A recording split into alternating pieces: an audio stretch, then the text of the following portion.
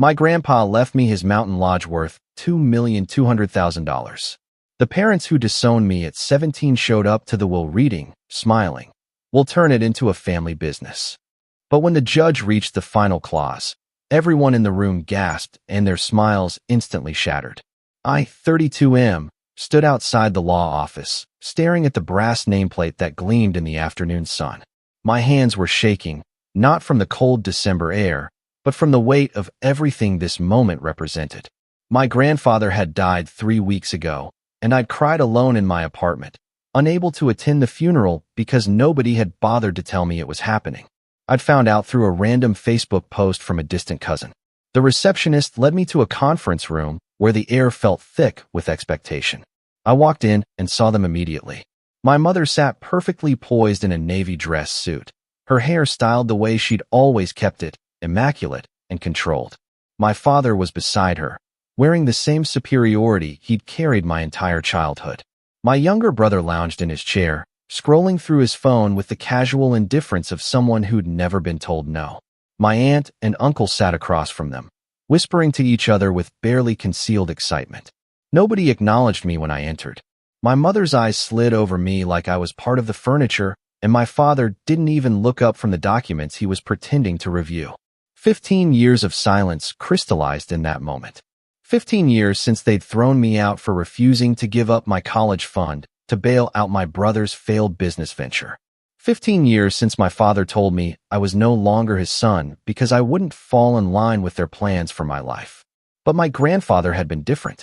He'd found me 6 months after they kicked me out, working 2 jobs and sleeping on a friend's couch, trying to finish my degree. He'd shown up at the restaurant where I was washing dishes and told me he'd been looking for me everywhere. He hadn't known what happened. They'd told him I'd run away and wanted nothing to do with the family. He'd believed them until something hadn't sat right, and he'd hired someone to find me. From that day forward, he'd been my only family. He helped me finish school, came to my graduation when nobody else did, celebrated every promotion at the engineering firm where I'd built my career from nothing. We'd spent weekends at his mountain lodge, fishing and talking about everything except the family that had discarded me. He never pushed me to reconcile with them, understanding that some wounds don't heal just because time passes. The lawyer entered, a stern woman in her 50s carrying a thick folder. She introduced herself and began the reading without preamble. My mother and aunt leaned forward eagerly as she started listing off the smaller items. My grandmother's jewelry went to my aunt. Some investments were divided between my brother and various cousins. My father received my grandfather's vintage car collection, something he'd apparently been coveting for years based on the satisfied smile that crossed his face. Then came the mountain lodge. The lawyer paused, looking directly at me for the first time, and I saw something in her expression that I couldn't quite read. She explained that the property had been recently appraised at $2.2 million. The lodge itself was pristine, sitting on 80 acres of prime mountain real estate with lake access, completely paid off and maintained impeccably. My grandfather had upgraded everything over the years, turning it into something that could easily become a high-end resort or corporate retreat center. My mother straightened in her chair, and I watched her exchange a look with my father that I recognized from childhood. It was the look they shared when they'd already decided something and were just waiting for everyone else to catch up. My father cleared his throat and announced that the family would need to discuss turning the property into a family business. My mother added that it was the perfect opportunity for everyone to come together to honor my grandfather's legacy by building something that would benefit all of us. My brother finally looked up from his phone, interest sparking in his eyes as he started talking about tourism revenue and vacation rentals. My aunt suggested they could run retreats there, maybe turn it into an event space for weddings. They were already spending the money, already carving up something that hadn't even been distributed yet. The entitlement was breathtaking. Nobody asked me what I thought. Nobody even glanced in my direction. I was just another piece of furniture in the room, invisible and irrelevant, exactly as I'd been 15 years ago when they decided my future without my input and then punished me for refusing to comply. The lawyer let them talk themselves out, her expression remaining carefully neutral. When the room finally quieted, she looked down at the document and began reading the clause that would determine the lodge's ownership. She read my name, and the room went completely silent. The mountain lodge, with all its contents, land, and associated accounts, had been left entirely to me. My mother's mouth fell open. My father's face went from confident to confused to red with anger in the span of 3 seconds. My brother actually stood up, as if physical elevation would somehow change what he'd just heard. But the lawyer wasn't finished, and she held up one hand to forestall the explosion of protests. There was a final clause, she explained, written in my grandfather's own hand and properly witnessed. She pulled out a separate sheet of paper and began to read his words directly. My grandfather had written that he was leaving everything to me because I was the only one who'd ever visited him out of love rather than obligation or expectation. I was the only one who'd called just to talk, who'd helped him fix the dock without being asked, who'd sat with him during his chemotherapy treatments when everyone else was too busy. He wrote that he'd watched his own children become people he barely recognized, so focused on money and status that they'd thrown away their own son like garbage when he didn't serve their purposes. But the clause went deeper than simple inheritance.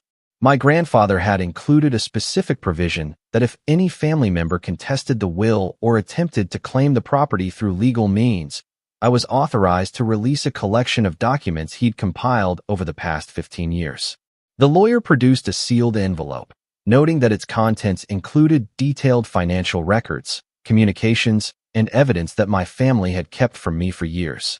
She didn't elaborate on what those documents contained, but my parents' faces told me everything I needed to know. My mother had gone pale, and my father's anger had transformed into something that looked remarkably like fear. My grandfather, always thorough, had apparently been documenting their behavior, their lies, their manipulations, and he'd given me the nuclear option if they tried to take from me again what was rightfully mine. The lawyer continued reading. My grandfather had written that he hoped this inheritance would give me the foundation to build whatever life I wanted, free from the people who tried to control and diminish me. He hoped I'd use the lodge the way we'd always enjoyed it together, as a place of peace and authenticity. And if I chose to sell it or develop it or turn it into something entirely different, that was my choice to make, just as every choice about my life should have always been mine to make. He ended the clause with a direct message. He wrote that he was proud of the man I'd become despite everything they'd done to break me. He was proud that I'd built a career through my own effort, that I'd maintained my integrity when it would have been easier to compromise it, that I'd never come to him asking for handouts or trying to manipulate him the way others had. He loved me, and he was sorry he couldn't be there to see what I'd do next, but he knew it would be something good because that's who I'd always been. The room remained frozen in silence when she finished reading. I was crying, not caring who saw it or what they thought. These were my grandfather's last words to me, and they meant more than any amount of money or property ever could. He'd seen me. He'd understood. And he'd made sure that his final act would protect me one last time from the people who'd already taken so much. My mother was the first to recover. She started talking fast, saying there must be some mistake, that my grandfather hadn't been in his right mind at the end, that we needed to discuss this as a family. My father was already reaching for his phone, probably to call their lawyer. My brother demanded to know what was in the envelope, his voice cracking with barely controlled panic. The lawyer cut through their noise with professional efficiency. The will was ironclad, she explained. It had been written 2 years ago when my grandfather was in perfect health and sound mind, reviewed by multiple attorneys, and properly executed in every legal sense. Any challenge would not only fail, but would trigger the release clause, and she suggested they consider very carefully whether they wanted those documents to become public record. My aunt tried a different approach. She appealed to my sense of family, suggesting that surely I wouldn't want to keep everything for myself when we could all benefit. She reminded me that my grandfather would have wanted us to come together, to heal the rift that had kept us apart. My uncle nodded along, adding that this was an opportunity to start fresh, to move past old hurts and build something new. I looked at them, really looked at them, and saw nothing but calculation behind the performance of family unity. These were the same people who'd stood by silently while my parents kicked me out. The same people who'd gone along with the lie that I'd abandoned the family rather than been thrown away by them. They'd never reached out, never questioned the official story, never cared enough to find out the truth. And now they wanted me to share my inheritance because suddenly family mattered when there was money involved. I spoke for the first time since entering the room. I told them no. Just that single word, calm and final. I watched it land like a physical blow, their faces registering shock that I would dare to refuse them. They'd become so accustomed to people accommodating their demands that genuine refusal seemed to genuinely confuse them. My father tried authority next, his voice taking on the tone he'd used when I was a child, commanding me to be reasonable, to think about what I was doing, to remember my obligations. I almost laughed at the absurdity of him talking to me about obligations after 15 years of pretending I didn't exist. I told him I didn't have any obligations to people who'd made it clear I wasn't their family anymore. I was simply honoring the wishes of the one person who'd actually loved me. My mother shifted tactics to guilt and grief. She talked about how hard this had been for everyone, how my grandfather's death was a tragedy, how we shouldn't let money tear us apart during such a difficult time. The performance was impressive, tears actually welling in her eyes as she spoke about family bonds and healing. But I remembered being 17 and desperate, begging them to reconsider, and seeing those same eyes look at me with cold indifference when I wouldn't give up my college fund for my brother's fourth failed business idea. The lawyer gathered her documents and told everyone that the reading was complete. She provided me with a separate folder containing all the information I'd need to take possession of the property and access the associated accounts. She also gave me the sealed envelope, noting that I should keep it somewhere secure. As she packed up to leave, she mentioned quietly that my grandfather had spoken highly of me during their meetings, that he'd been very specific about his intentions, and that she'd be available if I needed any assistance dealing with challenges to the will.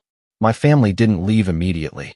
They clustered together, whispering urgently, shooting looks in my direction that ranged from angry to calculating. I could see them trying to figure out an angle, a way to manipulate or pressure or guilt me into sharing what my grandfather had wanted me to have.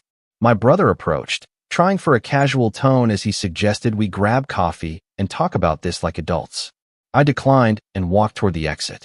My mother called after me, her voice sharp with desperation now that the other approaches had failed. She said I was being selfish, that I was spitting on my grandfather's memory by refusing to include the family. The irony of her calling me selfish was so profound I actually stopped and turned around.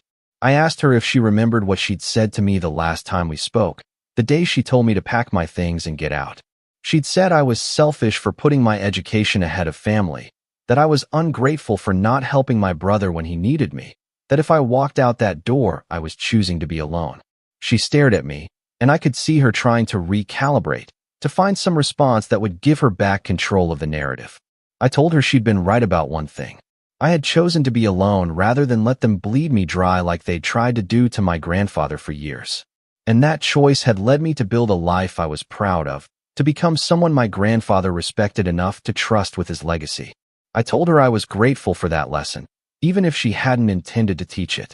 I left them standing in that conference room, their faces showing every emotion except the one that might have actually moved me, genuine remorse. I walked out into the December cold, feeling lighter than I had in years, carrying the folder that represented not just financial security, but validation that I'd been right to stand my ground all those years ago. Update 1. The first few weeks after the will reading were surprisingly quiet. I'd expected legal challenges, harassment, maybe even attempts at manipulation through extended family members. Instead, there was nothing. No calls, no letters, no flying monkeys dispatched to change my mind. The silence was almost eerie after the drama of that day in the lawyer's office. I drove up to the mountain lodge on a Friday afternoon, taking the winding road through pine forest that opened occasionally to reveal stunning valley views. I'd been here hundreds of times with my grandfather, but approaching it as the owner felt surreal. The property was even more beautiful than I remembered. The main lodge was a sprawling timber structure with floor-to-ceiling windows, a wraparound porch, and a stone chimney that rose 3 stories. The guest cabins dotted the property like something from a luxury resort, each one maintained perfectly. I spent the weekend going through everything, finding my grandfather's presence in every carefully maintained detail. His fishing equipment was organized in the shed exactly as he'd always kept it. His favorite chair sat by the fireplace, the leather worn in the shape of his body. In his desk, I found folders full of memories, photographs of us together over the years, articles I'd written for industry publications that he'd printed and saved, even the card I'd sent him after my first promotion. I also found his journals. He'd been documenting everything, just as the lawyer had suggested. Years of conversations with my parents where they'd asked for money, made demands, expected him to bail out their various schemes. He'd recorded my brother's 6 failed businesses, each one funded partially by family money that was never repaid. He'd documented the lies they'd told about me, the ways they'd tried to turn him against me, their attempts to manipulate him into cutting me out of his life entirely. But he'd also documented the truth. Our conversations, the times I'd helped him without being asked, the relationship we'd built based on genuine affection rather than obligation or expectation. Reading his words about me made me cry all over again. He'd written that I reminded him of who he'd been before money and property had complicated everything, before his own children had started seeing him as a resource rather than a person. The envelope the lawyer had given me contained even more damaging information. Financial records showing that my parents had taken nearly $400,000 from my grandfather over the years, always with promises to repay that never materialized. Communications where my mother had explicitly discussed strategies for getting me out of the will. Even a recorded conversation where my father and brother had discussed challenging my grandfather's competency if he didn't distribute his assets the way they wanted. I understood now why they'd gone quiet. They knew what I had, and they knew that any legal challenge would bring it all into the open.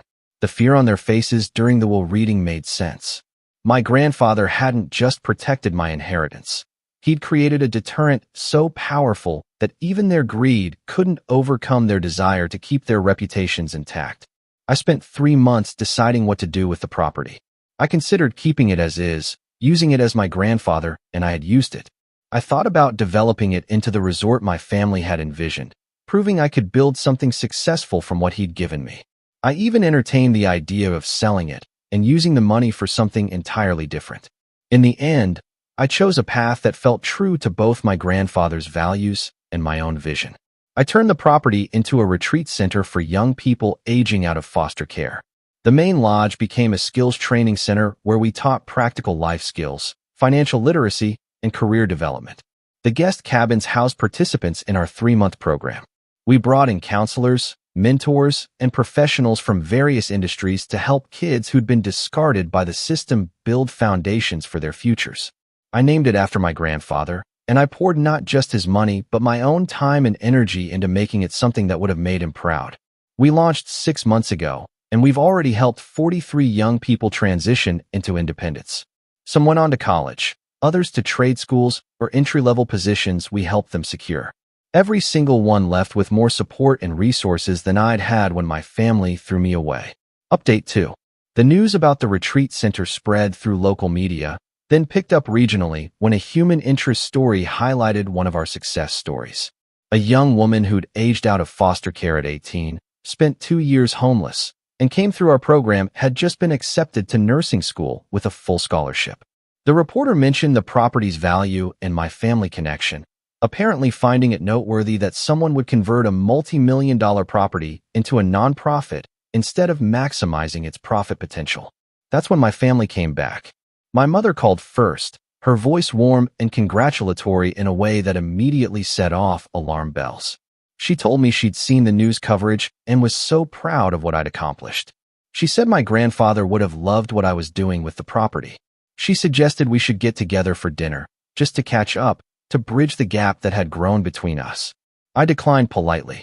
She called back 3 more times that week, each message escalating from warm to frustrated to demanding. My father sent an email explaining that they'd been giving me space to process my grief, but now that I was clearly thinking about legacy and family values, perhaps it was time to reconnect.